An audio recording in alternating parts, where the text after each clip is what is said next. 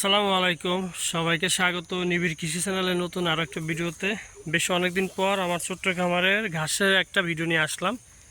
তো আপনার পিছনে খেয়াল করতে পারতেছেন যে বিশাল সাইজের ঘাস, এবং আমার টাইটেল আজকে দেখে বুঝে গেছেন যে প্রায় 1 বছর পর এরকম ঘাস কাটতেছি, এই বিশাল সাইজের ঘাস আমার নিজের ক্ষেত থেকে।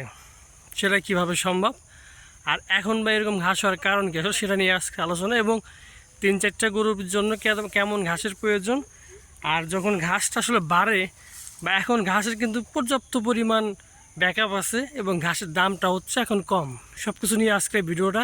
তো দেখতে থাকুন। তো দর্শক, এই সাইডে আপনারা দেখতে পাচ্ছেন যে ঘাসগুলো পড়ে গেছে, কারণ আবহাওয়াটা খুবই বাজে অবস্থায় আছে, বেশ ঝড় বৃষ্টি একটা পূর্বাভাস আছে।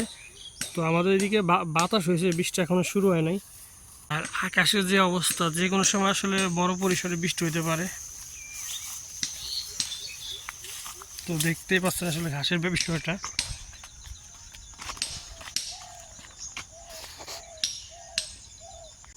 আপনার ঘাস এতটা বড় হয়েছে যে কারণে আসলে আপনার ঘাসের যে নিচের অংশ সেটা এখন যে আপনার রাইখে কাটতে হয়েছে, মানে এখানে আবার পরবর্তীতে আপনার কাইটে ফেলাই দিতে হবে আর কি। তো দেখতেই পাচ্ছেন বিগত প্রায় 1 বছর কিন্তু আমি যে ঘাসের ভিডিওগুলো আপনার দেওয়া হয়েছে, সেখানে কিন্তু সবসময় দেখানো হয়েছে যে ঘাস কিনতেছি, ঘাসের সংকট, খরচ বেড়ে যাচ্ছে। কিন্তু আল্লাহর রহমতে ঠিক এই মুহূর্তে আসলে সেটা আমার অনেকটাই কমে আসছে।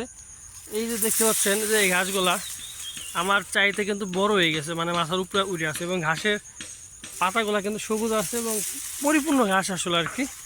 আর একটু যদি আগে কাটা যাইতো তাহলে মানে আপনার যে নিচের যে অংশটা দেখতে পাচ্ছেন ওইটা কিন্তু কাটা লাগতো না, একবার নিচ থেকে কাটা যাইতো বা ওইটা ফেলাই দিতে হইতো না।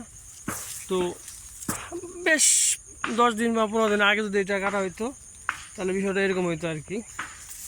তো এর মধ্যে হচ্ছে আপনারা এই যে দেখেন হাইব্রিড গাছ আছে, তো এটা হচ্ছে হাইব্রিড। আর এই পাশে কিন্তু আপনারা দেখতে পাচ্ছেন নেপিয়া।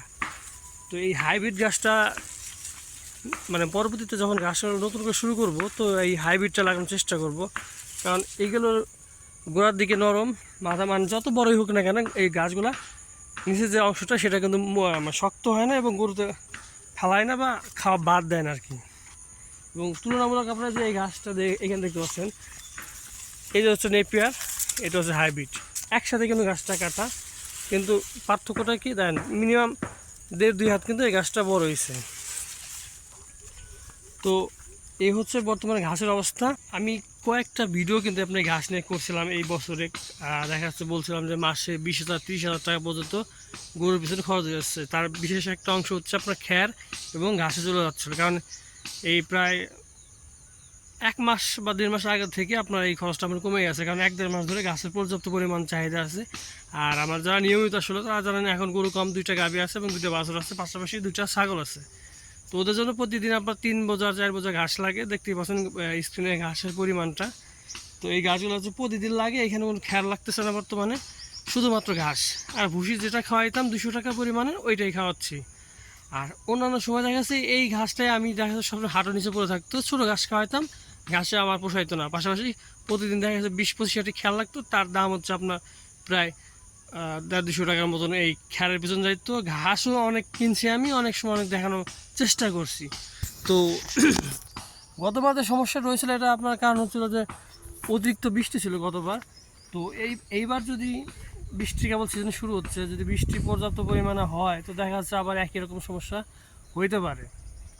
তো এখন পর্যন্ত আলহামদুলিল্লাহ যে পরিমাণ ঘাস আছে, তো এবং এটা হচ্ছে প্রথম ক্ষেত। আপনারা অনেকে জানেন যে আমার 2টা ক্ষেত, তো এই 2টা ক্ষেত্রে এটা হচ্ছে কাটতেছে, ওই ক্ষেতটাও আবার দেখা যাচ্ছে কাটার মতো অবস্থায় চলে আসতেছে প্রায়।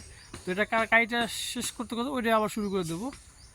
তো আলহামদুলিল্লাহ এই বছর মানে প্রায় 1 বছর পর ঘাস নিয়ে সন্তুষ্ট।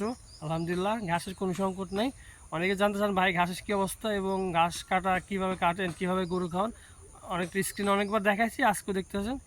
তো সব মিলায় যদি এরকম ঘাস থাকে আসলে গরু খরচ কিন্তু আপনার অনেকাংশেই কমে যায়।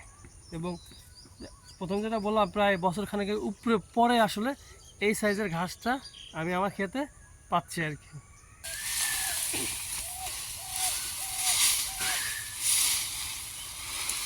দর্শক, এই হচ্ছে ঘাসের অবস্থা। বেশ যেটা বললাম প্রায় বছরখানেক পরে আসলে এরকম ঘাস খেতে হয়েছে আল্লাহর রহমতে। তো এখন আসলে ঘাস নিয়ে কোনো টেনশন নাই। আলহামদুলিল্লাহ। তো এতটুকু, সবাই ভালো থাকবেন। আসসালামু আলাইকুম।